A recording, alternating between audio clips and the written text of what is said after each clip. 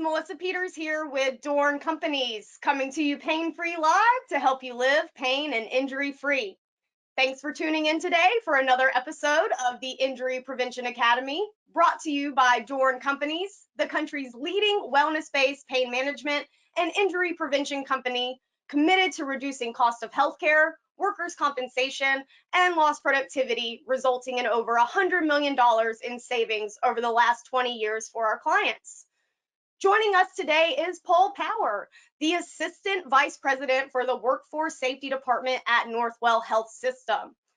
Paul's primary focus is worker safety, leading programs in falls reduction and safe patient handling.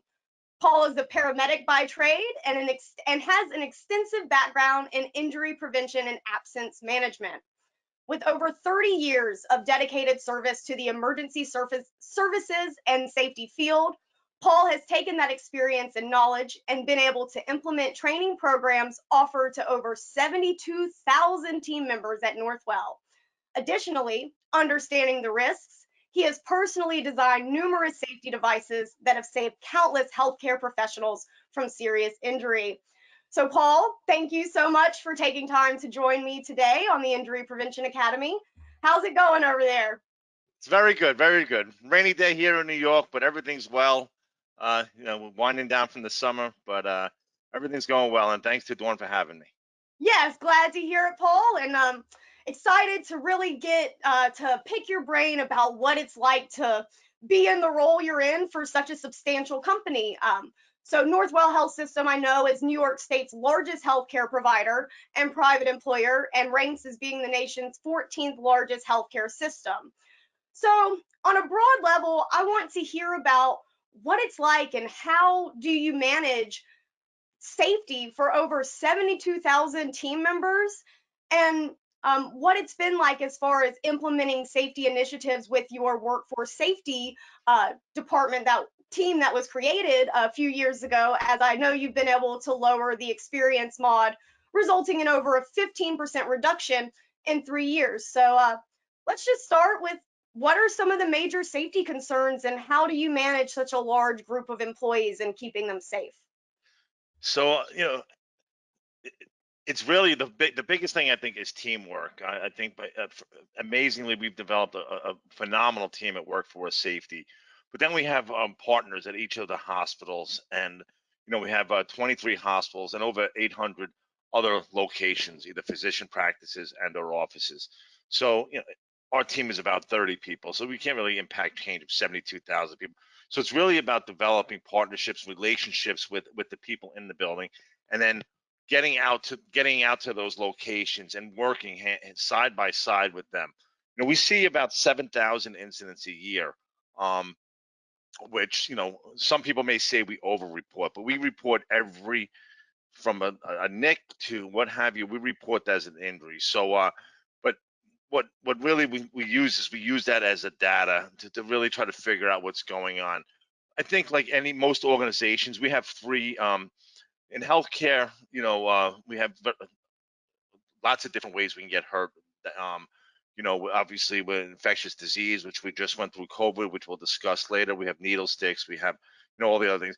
But really, at the end of the day, we have three sort of real prime key drivers of our injuries. And it's musculoskeletal injuries. It's slip, trips, and falls, whether it be inside or outside hospitals or like ice skating rinks, I call them. And then really a component I think a lot of people don't realize is the workplace violence component. We see about 33% of our injuries at Northwell is from workplace violence.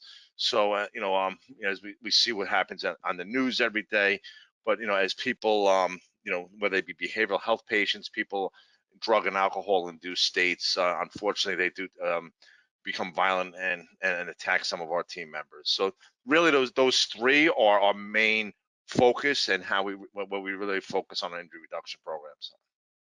Understood. And so diving into ways that the workforce safety team has been able to create the results like the one I referenced earlier, I saw that back in about 2014, it looked like the team really got together and started thinking about initiatives that could take place to help address things from safe patient handling to the workplace violence. So, can you speak to some of those initiatives, such as the mobile bus I got the opportunity to read about, and some other initiatives that have been undertaken by the workforce safety to produce the results and the improvements you've seen?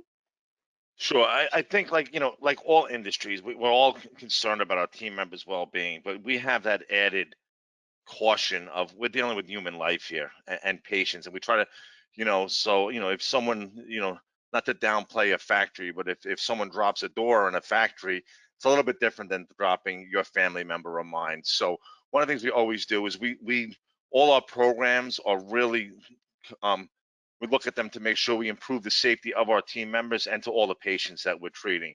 So, I think one of the, you said we have many different programs. One of the unique programs that we have is we have a lot of senior leadership buy-in. I think we're very lucky that way. We went to senior leaders with a crazy idea to buy a mobile training center, and we call it the bus, but it's essentially a Winnebago that we converted to a mobile hospital room. And there's many sim trucks out there but they're mainly focused on patient care, where they do simulated cardiac arrest, simulated trauma patients. But this bus is just dedicated to really, the main dedication is team member safety and safe patient handling. And so we've had that bus on the road for, I think we're going on 4 years now. And one of the challenges we have is people enter healthcare with a passion to help people, and a lot of times, like I think, like police, fire, EMS workers, they put their own well-being at risk to care, to care for people. So we have to sort of break that human instinct that these people have, and it's just through repetitive training and they, if so, I always use the example, if someone falls on the ground, unfortunately, there is falls in hospitals, but it's just that human instinct to go pick the person up and to have them stop, reset. The damage is done, the patient's on the floor, so how can we get this patient up safely, not to injure themselves anymore or our team members? So so we have a mobile safe patient handling bus that we take around to all our facilities. And I think it adds a different dynamic to the training. I think anybody who's been to training, if you go to that same conference room day, and it's not the same. We call it, and what we've found is it really changes the element of learning, that they're on the bus, they get out of the building for a minute, a little bit of fresh air, walking to the bus.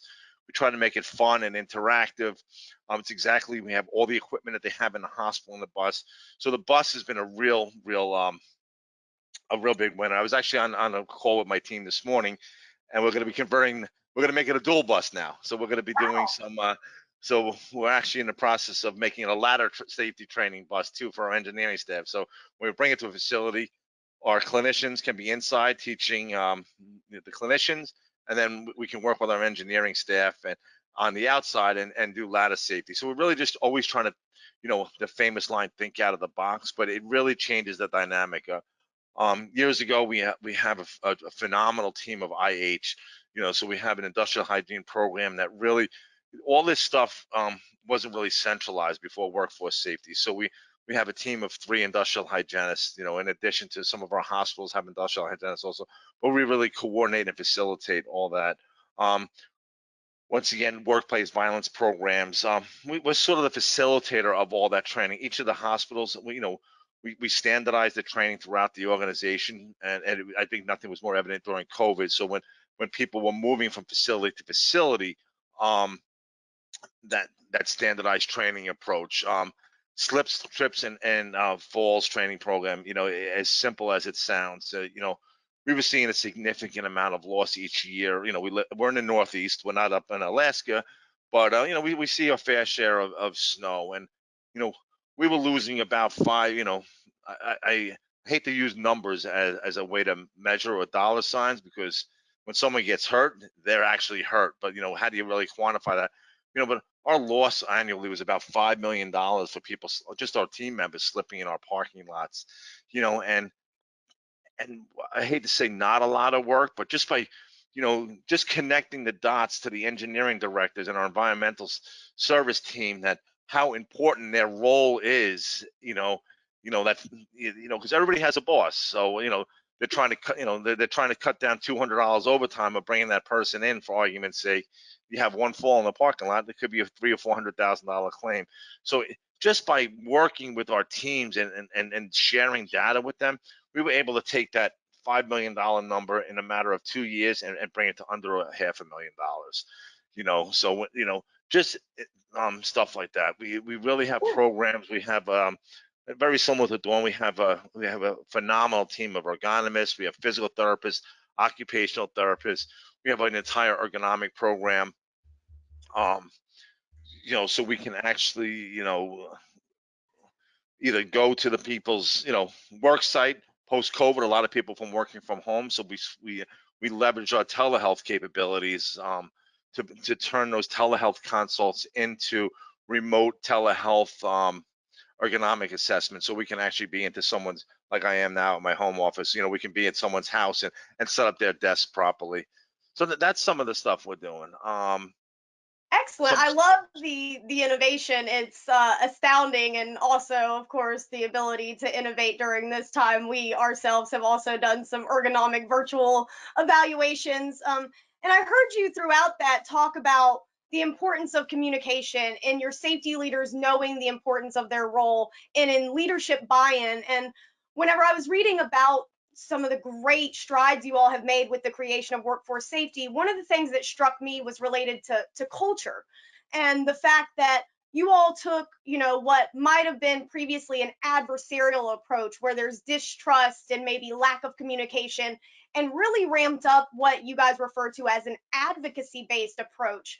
Can you speak to what it means to have an advocacy-based approach and how that has transformed initiatives related to safety at Northwell? Absolutely. So, the founder of our department, Joe Malloy, our VP, he really, he preaches this, that it's the tail wagging the dog. So, we really, I think when you say the word workman's comp, it has a negative, connotation, and it's just, you know, we know our team members, a majority of them, like in any industry, are there for the right thing.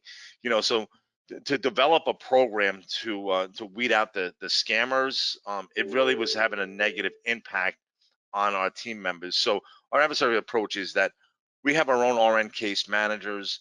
We have a very unique program. But if that employee needs the 3 or 4 more PT treatments to get back to work, we just authorize them. We do that all internally. Um, in New York State, we can't direct care, but obviously we work for a health system, so we have physicians, we have our own MRI machines, we have our own CAT scan machines. So we offer that services. They don't have to accept it, but we offer those services. So I like to think of our team members like professional athletes. If that professional athlete gets hurt tonight, tomorrow morning they're in an MRI machine, and we know what's wrong with them by noon. So we really want to, and that speeds up the recovery process. So it's really that, you know you know when you try to save a little bit of money on providing proper care, it has that long-term effect. We want to get our team members back to as healthy or healthier to their pre-injury state. So really, we pretty much, we don't accept all the claims, but a large majority of our claims are accepted. And we really just offer them all the services. Essentially a concierge workman's type program, and it's really, we get letters from team members every day. As especially when the transition occurred when we first began. Because they were used to, you need to be a lawyer, and to try to navigate your way through the workman's comp arena is very difficult. So we have case coordinators, and we have RN case coordinators, and depending on the severity of the claim, they help that team member manage the claim. And then in addition to that, we have a transitional work team. The curse word at Northwell is light duty. We don't really call it light duty anymore, but everybody sees it, so as it refers to it as that. So we have a transitional team of HR specialists. So, taking the information from our physical and occupational therapists, we can place those individuals back to work quicker in that transitional role. And even we have some great programs. If somebody's injured you know, and they can't go back to their regular job. We have a wonderful relationship at one of our institutions where we'll do training. So I just use an environmental service worker for an example, or a warehouse worker that maybe doesn't have or didn't have computer skills, and if they injured and they can't go back to work, we're going to train them up. You know, we have a team that will sit down, see what their interests are, see where they want, you know, where they see themselves in the future, and we're going to train them up all internally at, you know, at Northwell. So we'll give them those computer skills, maybe teach them how to read medical records, medical, you know. So we really work with our team members to get them back to work. And you That's know, incredible. so Yeah, that's just hearing the commitment to true employee wellness instead of just being like, oh, well, that's it for you. I know that we at DORN and I myself personally support that very much as far as workers' well being and really having a workplace that supports you rather than is your adversary. So, switching gears a little bit, obviously, times are strange, and the last 6 months have been unprecedented and anything I think any of us saw coming. And over the last few months, I know I've spoken with clients and safety professionals, and outside of just the initial response to COVID-19, they've also had just high turnover, absenteeism, high levels of stress. So for you at Northwell, what issues have come up that might be unusual compared to normal times? And what have you really done to help manage employees and helping them get through these uncertain times? yeah, so I mean, uncertain is key, and you know, COVID was to us. I mean, we were literally the epicenter of the country. You know, or we have hospitals, you know, in Queens, you know, in that Elmhurst area. You know, literally, we were the epicenter. And when you look at the numbers, and you know, the amount that our team members contributed, you know, we were treating up to 3,400 positive COVID patients a day, um, in our hospitals, with over 1,000 of those patients on ventilators. Um, some hospitals had over 450 COVID patients. You know, those are numbers that some states haven't even seen, and that was just within our organization. And the dedication that the team members, you know, it was just absolutely, it was literally 100% all hands on deck. You know, and I wouldn't call them problems, you know, that, you know, and everybody uses that term opportunities. It's a little bit cliche, but that's really the way we attacked back at COVID. It's literally from our CEO, who is an amazing leader, Michael Dowling. You know, when you have a CEO who's, you know, I'm not sure of his exact age, but I'm, you know, just, you know, he's about 70 or so. If he's older, he may yell at me. But when he is, you know, when that leader who's at that high risk population is walking the COVID units, encouraging the team members, um, it motivates people. So one of the, you know, in addition to that, you know, I think we all heard on the news that a PPE shortage. You know, we never Mhm. had a shortage. We have an absolutely fantastic procurement team. You know, what we had to do was we sort of switch some products midstream, but we were never without, and assuring that our frontline providers had that PPE, and it was a collaborative effort behind the scenes. It was our IH, it was team members from workforce safety, vetting different types of safety equipment. Um, I'm not sure what other organizations did, but you know, we basically switched midstream our N95 respirator, which you know, we were all fit tested to in the previous year. So we had you know, we had a different spline. We developed what I call an army of fit testers. We refit tested over 38,000 team members in 2 weeks throughout our entire organization to make sure that our team members were safe. So to assure, first thing is you have to assure the safety of your team members. Just one thing I just on this book, I just wanted to bring out that unfortunately we did lose 20 20 team members at Northwell did pass away secondary to getting COVID. So I just want to take this moment to thank them for their service and remember them. That's one thing that we always do. As far as I just want to just talk about some some other stuff that we did during COVID was and this may be, a lot of the supplies were on back order. So if anybody's ever seen a fit test, something as simple as that fit test hood that you put on, and so those were on a national back order. They still are on a national back order. So we actually worked in the local community. We were on Long Island, surrounded by water. So everybody, I don't have a boat, but lots of people have boats. So we actually went to boat canvas companies, and they made us hundreds of the hoods. So we can, so we gave them the measurements of the hood, and we had four boat canvas companies making hundreds of these hoods, and we literally had assembly lines where we had, where in a normal hospital you may have 4 or 5 of those hoods. We would show up at a hospital with 100 hoods. We set up an assembly line, testing 50 people at a time, had a team behind them cleaning the hoods, just working people through the line. So it was really just working together as a team.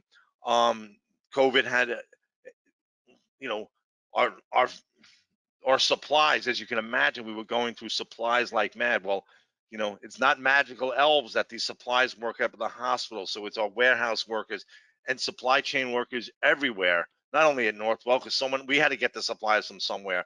So, all those essential workers. So it was just, you know, checking with our warehouse, make sure that they were okay, sending our teams in. Unfortunately, COVID, one of the treatments was proning patients. On a normal day, we may only have one hospital and a patient that's prone. Our team of our physical therapists and occupational therapists worked with all the facilities we created to go in there in the middle of COVID.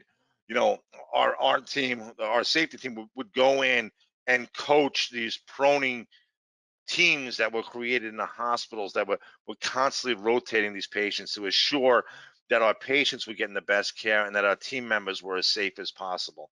So, I mean, it was just insane times. Been through a lot of emergencies, natural disasters in my life, and I can tell you that I I hope I'm wrong, but I don't think we'll ever, knock on wood, see anything like COVID again. And then, unfortunately, we had a lot of patients pass away. So maybe you've seen on the news. So we actually, once again, with the leadership support that we had within, you know, once we saw we had to bring, unfortunately, trailers in. We want to make sure these patients were treated with dignity and respect that had passed away, unfortunately. So, the health system invested hundreds of thousands of dollars in essentially morgue lifts. We worked with a local vendor who made morgue lifts. Then we had our team, because we had people who weren't normally moving the descendants. So we had our safe patient handling team actually went around. We redesigned some of the morgues to make them safer, working with our engineering team, designing morgues, unfortunately, and teaching, teaching people who normally don't do this how to move descendants safely. So, I mean, this was all happening simultaneously. It was some crazy times. Yeah, it sounds like quite a balancing act, and that was a true testament to the ability for when the times get tough, the tough get going, and the fact that you were able to balance, the demands of the current time. I know, there's safety professionals that whenever I'd reach them, they were talking to me about having to mix their own disinfectant. And we're trying to find that balance that it sounds like you all were able to find with how to make sure that you don't lose sight of injury prevention safety while trying to also adapt to the, what was unexpected and unprecedented as far as dealing with a global pandemic and the safety and health concerns that went with that. I just So with got one that, thing. I'm sorry, yes, woman. I don't want to cut you off. not But at all. a funny, not that it's funny, but a funny little story. In addition to the hoods being on a national back shortage, so was the fit test solution. So we actually worked with our industrial hygienist. Um, they thought I was crazy. I had to call up our coffee vendor, and we literally we ordered believe it was 100 pounds of sweet and low, and we made our own fit test solution. And in addition to that, we took our, working with our human resources, working with our legal team at 10 at night, working with, we have lawyers on retainer that are specialists, working with OSHA specialized lawyers to assure that we could create our own fit test solution. So it was a full team approach, internal marketing, external marketing, communicating to our team members. It was just people that you had known through the years, but never worked so closely with, all coming together with one common goal. That is, it's I always try not to glorify the genius that can come out of inopportune moments, and struggles in life. But sometimes when your back's against the wall, you figure out very quickly how to work together and come up with solutions that you might not have ever dreamed of. So thank you for sharing that story. Always share those types of stories because that's amazing. So, um, looking at other, so you even mentioned you guys have people in warehouses. So obviously your nurses, your doctor, your healthcare workers that are in the hospital are frontline dealing directly with people who have or had coronavirus. And then, but warehouse workers, manufacturers, these are people who were deemed essential, who are still going into plants or distribution centers every day and running the risk of exposure. So, what advice can you share with organizations who do have these frontline workers in dealing with their response preparedness? And what factors come into knowing if you're doing what you need to do to keep employees safe? And for people viewing, I am going to pull up a framework that we developed at DORN. But Paul, I want to hear your thoughts about critical components that have been involved that you've seen, and what that, what you guys would recommend to other people as they make sure that they're doing what they need to keep people safe. Sure. So don't get mad. I'm just going to backtrace one other thing on you, because it's going to Absolutely. tie it's going to tie into this. And I sort of skipped your question earlier, but you asked about absenteeism and high turnover rates. Um, by far, we did not have any. We did have a lot of people exposed to COVID, so they went they were sort of knocked out of work for, until they were cleared, for that 14, 21 days. But literally, couldn't be so proud to work for an organization. But I think that one of the most important things, and it's going to tie into the five components that DORN has here, is it was a, I touched on some of the teams earlier. It was a true collaborative effort. But one of the most important teams I didn't touch on was our HR team. It was bringing in reinforcements. It was, and once again, workforce safety was involved in training these reinforcements. So brought in hundreds of agency nurses. We developed a relationship um, with other hospital systems trading. We had hospitals from Utah coming in, from upstate New York, and we reciprocated to them when COVID started.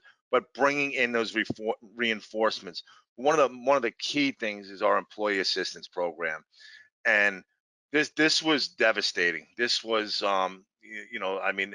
it it brings tears to anybody's eyes. The community support that we had, from people delivering food to large organizations, working with HR, just coordinating food deliveries. When you go to our hospitals, it was just nonstop catering trucks coordinating that. But our human resources, our employee assistance program is a part of human resources. So very early on, um, they they we have lots of wellness programs at Northwell, but we put tranquility tents up at each of our facilities. In the tranquility tents, they had um, arts and craft therapy, they had social workers, they had psychologists, therapists in there. So when these people could get off the floor, it could get them out of the unit for their break.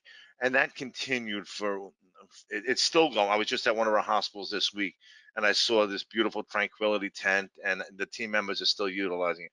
So as much as we want to care for any worker, whether warehouse or healthcare worker, we always have to worry about their mental health and their well-being and have a plan for that.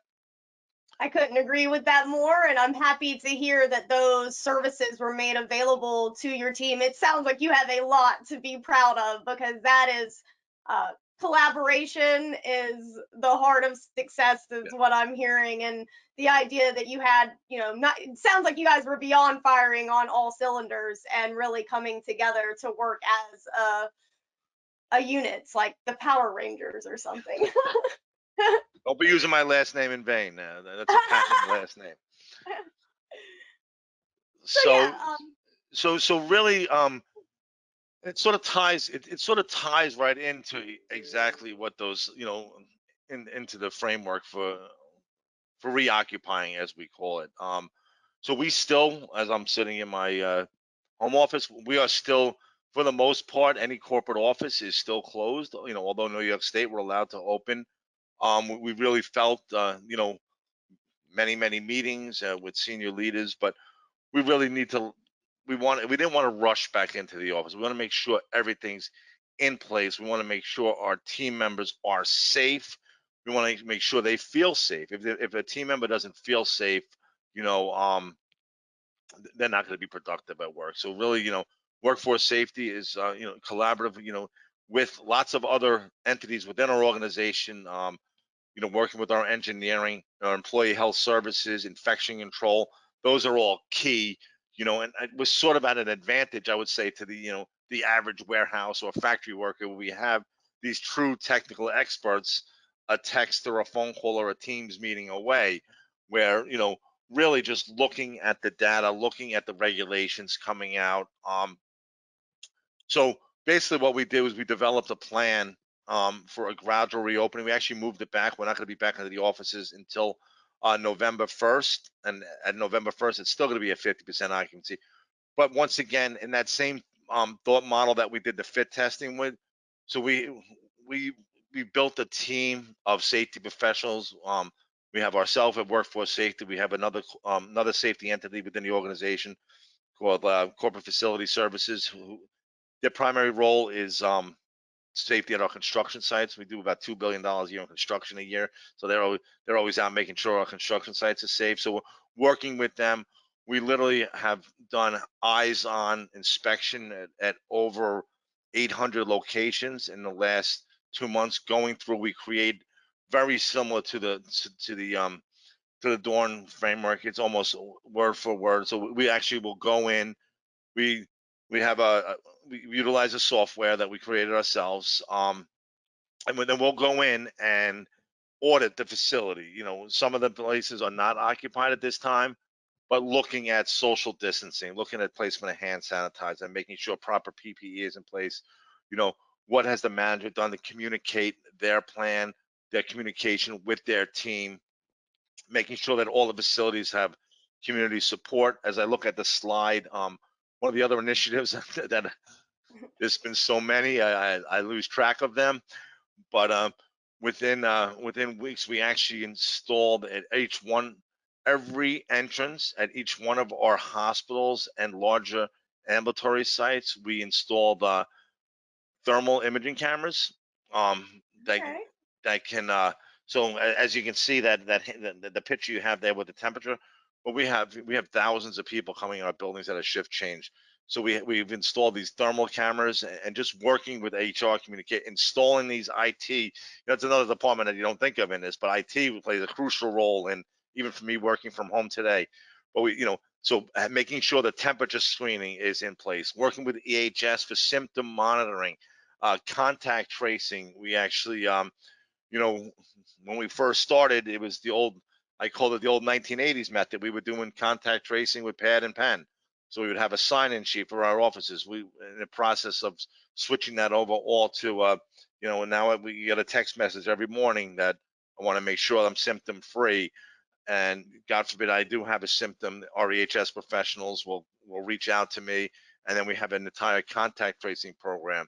So it's really, I think, for any workplace, you want to sort of have all these things in place. You want to make sure you have proper screening, proper communication with your team members. It's not, you know, it's that the opposite of old school thinking, right? Where we used to, make people come to work sick. We want you to stay home. and someone that doesn't take sick time too much, but to tell people it's okay to stay. We encourage you, to stay home. Don't infect the rest of us.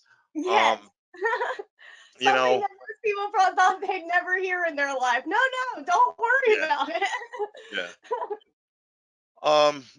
So we have, in addition to that, we have our employee health services, which are, you know, we have an employee health location at each one of our hospitals, so that's 23. We have a couple of corporate offices, and then we also have some joint ventures, which gives us the opportunity. We have over 50, they're called Go Health, sort of little urgent care centers. So we have 53 of them scattered throughout our service area. So we really want to give our team members quick access to healthcare if they need it. They need testing, they need COVID testing.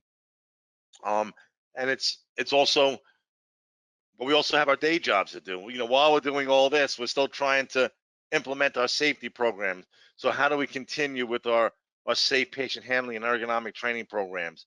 So just working with the teams to get that accomplished. We still do some hands-on one-on-one. We have to keep the class sizes down, but it's changing that over to a virtual world. Um, it's just, you just always have to, think. I hate to use the term think outside of the box, but that's the times we're in now, and it's It just, is. I don't think we're ever. I really don't think we're ever going to be the same ever again. I think, no matter what the event is, in the world and our country, it changes us. So I think if something good comes out of COVID, it's going to be, a lot of the teamwork and the relationships that were built. It's going to make us more nimble.